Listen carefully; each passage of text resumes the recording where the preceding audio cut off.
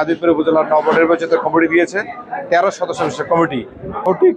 পূর্বে ছাত্রদল থেকে নেতৃত্ব গড়ে ওঠা যারা 17 বছর আন্দোলন সংগ্রাম করে এসেছে, ঠিক তারাই নেতৃত্ব। ইউনিয়ন 72টি ওয়ার্ডের সর্বস্তরের নেতৃবৃন্দরা আনন্দ অবস্থায় তারা এসে এই আনন্দ র্যালি করেছে। এই আনন্দ এত সুন্দর একটা চমৎকার কমিটি দেওয়ার কারণেই তারা আনন্দ ভাগাভাগি করে নেওয়ার জন্য আজকে এই আনন্দ র্যালি করা হয়েছে। আমরা ইউনিভার্সিটি থেকে যখন লেখাপড়া করি তখন থেকে ছাত্র রাজনীতির সাথে সম্পৃক্ত ছিলাম। ইউনিভার্সিটির ছাত্র দলের নেতৃত্ব দিয়েছি, ওখান থেকে লেখাপড়া শেষ করে এসে জেলায় নেতৃত্ব দিয়েছি। এখন আমাকে আদিতপুর উপজেলা যুবদলের আহ্বায়কের দায়িত্ব দেওয়া হয়েছে।